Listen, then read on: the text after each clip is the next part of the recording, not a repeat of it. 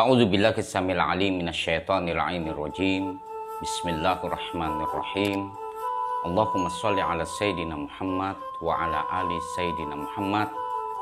Ayyuhal ikhwah al-bararah, aqulu lakum jami'an assalamualaikum warahmatullahi wabarakatuh. Bertemu kembali dengan saya Busyairi Ali pada acara Renungan Hikmah.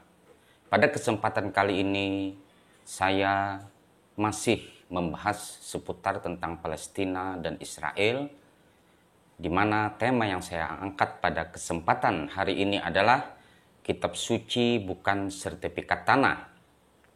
Ternyata ada banyak orang yang berkeyakinan bahwa agama dan kitab suci yang diimaninya menganjurkan perampasan tanah karena disuruh Tuhan, bahwa Tuhan hanya mengurusi satu etnis manusia, dan bahwa dia akan menjadikan selain etnisnya sebagai budak-budak bagi etnis-etnis supar ini.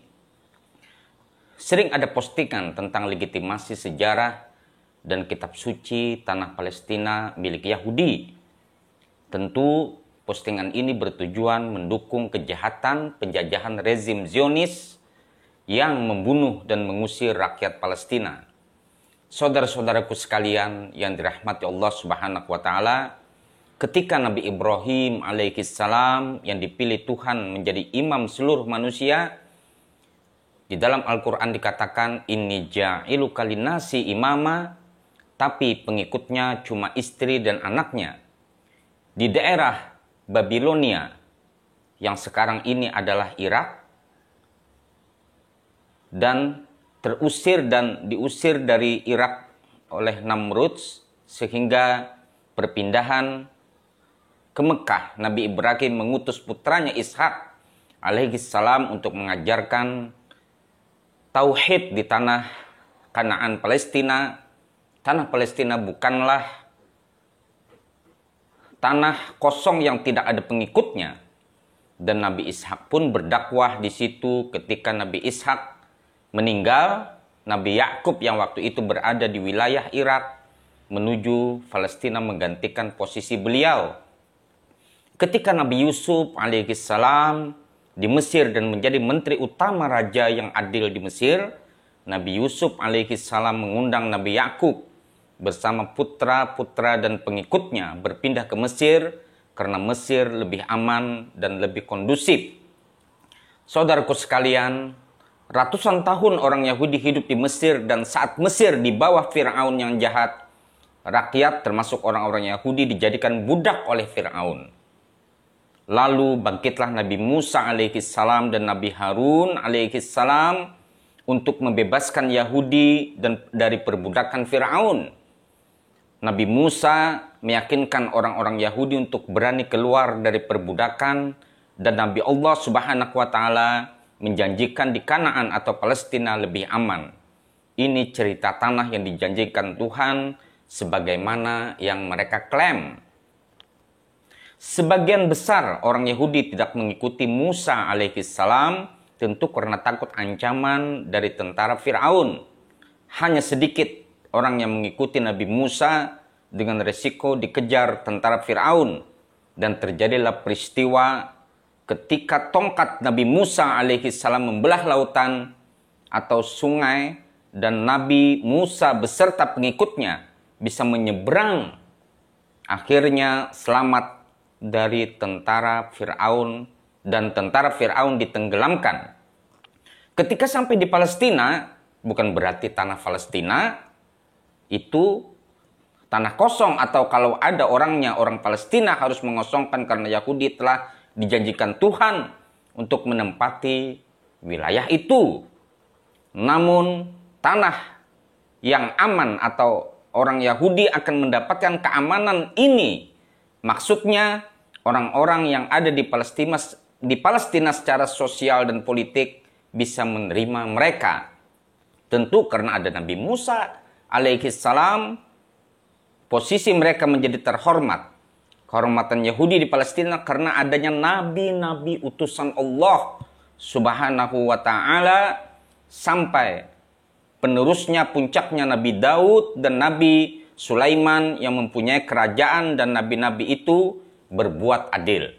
Saudara-saudaraku sekalian yang dirahmati Allah Subhanahu wa taala, peristiwa demi peristiwa terjadi di Palestina dan pengkhianatan demi pengkhianatan oleh orang-orang Yahudi terhadap nabinya terjadi di Palestina.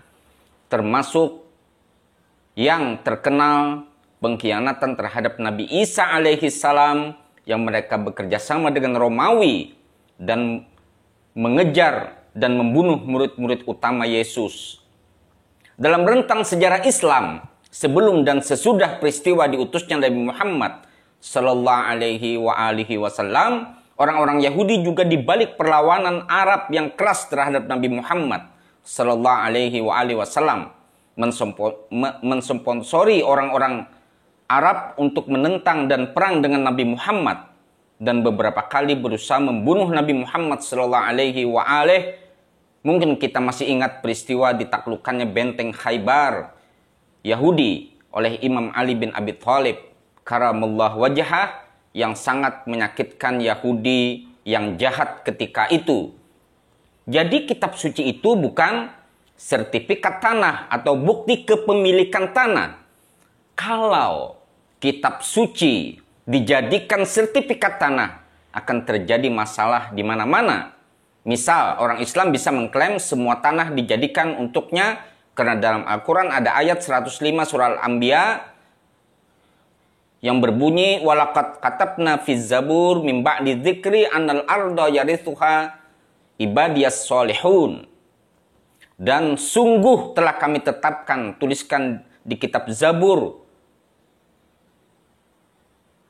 di dalam, dan setelah tertulis di dalam Az-Zikr bahwa bumi ini diwariskan khusus kepada hamba-hambaku yang soleh. Tentu ayat ini memiliki tafsir yang sangat khusus.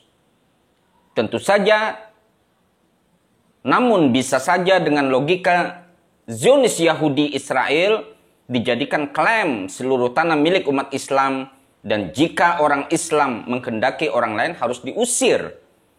Tentu model klaim seperti ini tidak benar.